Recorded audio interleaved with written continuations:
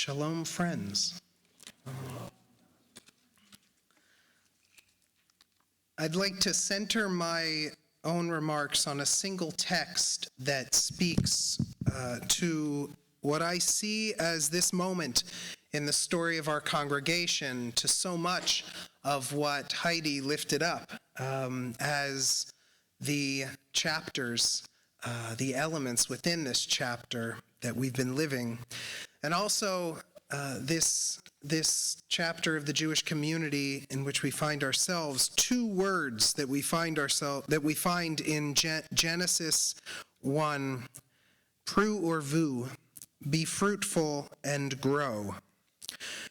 It's not lost on me how inhumanely this biblical mandate has been hijacked to subvert reproductive justice. But it's as critical as it is timely for us to set the record straight and lay claim to this beautiful divine wish, pru or vu, be fruitful and grow. Looking back and looking ahead, this is a period of fruition and a period of growth. Many things have come to fruition, a return for most into physical proximity. This was a part of last year's growth, and all the more so in 5783. Being in the sacred collective state of panim el panim, face to face, is a fruit that most of us have appreciated this year. Our appreciation doesn't diminish our empathy for those whose health still denies or limits their on-site presence, and you who are with us online. We want you to know that we see you and we care about you, and we hope that we can just get closer and closer in the days and months and years to come. This year, our pursuit of pru or vu has bared the fruit of proximity, of being close and responsibly connected to each other. We felt this in the fall when we did get together with our friends at St. Joseph AME, when we tried and will continue trying our best to ensure that every single human being who has the right to say what they believe should be this democracy of ours should look like, that they are able to do so and not cut out of the ballot box. That's something that we can do better together. We felt this pru or vu during the year in moments of worship, kicking off the High Holy Day season with this room that was so full, filled with voices and spirits. We felt this on Shabbat as we returned to First Friday's gatherings, which never engaged fewer than 100 worshipers, and always with an age range spanning 9 decades. Really, when we think about the institutions within our society, the gathering spaces, where else can this happen? And regularly. We felt this in varying times of our services, as Heidi mentioned, reintroducing a 7:30 service once a month.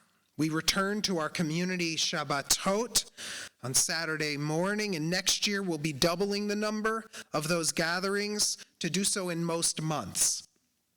We've been doing this step by step, never as quickly as many would like, but as wisely as possible. We want to do this well, making sure we're both effective and also caring for the wellness of our leaders, especially our staff who are making so much of this happen. Speaking of staff, pru or vu, we have been blessed by the addition of such extraordinary leaders to our staff team, both full-time and part-time. It's hard to believe that it's been less than a year since we hired our Director of Youth Education and Family Engagement, Michelle Crosby. We will hear from Michelle shortly. Quite simply, there is no richer garden for fruit and growth than youth education. We've already exceeded our pre-pandemic numbers, and not just in quantity, but also the quality of learning. personally, I could not be more delighted that Michelle's overseeing the Jewish education of my kids and our kids. And what our team is planning under her leadership is something that we can all be so proud of. It's hard to believe that Jordan Wade has been with us less than a year as well, bringing their gifts in communications and engagement. We're so lucky to have Jordan's presence, spirit, and gifts on our staff team. In but a few months, we've already felt really deeply the impact of Stacy Lubov in her latest iteration of amazing leadership at Judea Reform Congregation. Stacy is helping us with development and supporting our campaign to expand the clergy team. We have been so fortunate in this last year to have Bev Sheeman in the administration of our religious school, and we could not possibly overstate how amazing our faculty is. Pru or Vu, we have also felt just a multitude of blessings from our veteran staff members. Our executive director, Emily Young's heart and devotion just infuse and bless her leadership. And as my partner, it's such an honor to be leading through this period of smart growth with her. Peru or Vu, so much has come to fruition within the presidential term of Heidi Tyson, whose relentless drive for growth and improvement is behind every step we've taken. Don't tell her, but we'll be honoring her more at the final board meeting. But I'll say here, Heidi Tyson, this will always be a defining chapter of Judea Reform's history, and this congregation owes you a tremendous thank you.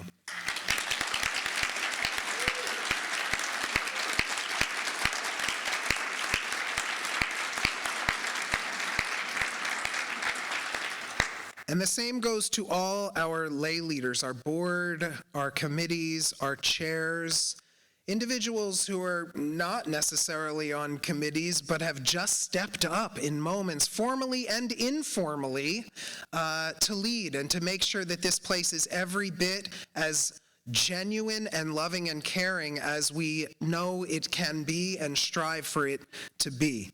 We felt this volunteerism, this sense of heart in the recent board meeting, actually. All the work that, for instance, went into constitutional review and is continuing to, led by Eric Muller. This really matters, and it will really matter in the years and even decades to come.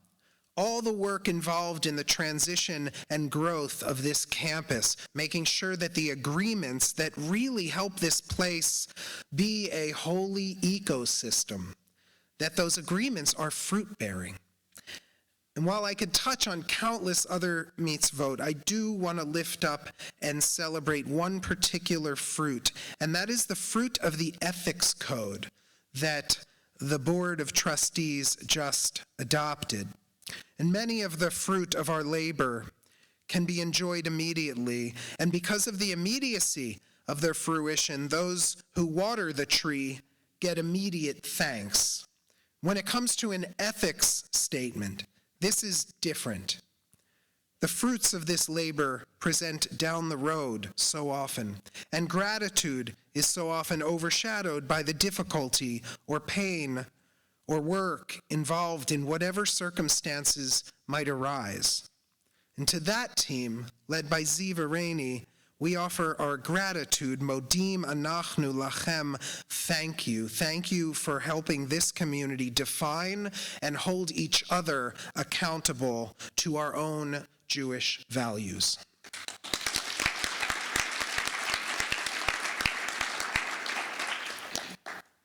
Pru or Vu, be fruitful and grow.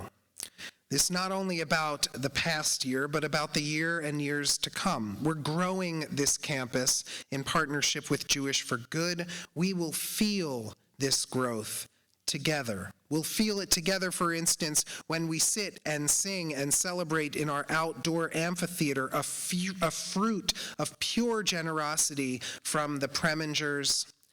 We know about population trends.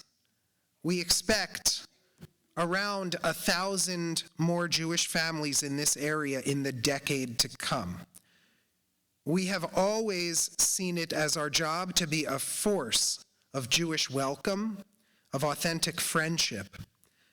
And the most important leadership task we have now, I believe, is to make sure that as we grow, we do not diminish nor dilute the quality and the depth of Judaism we all experience.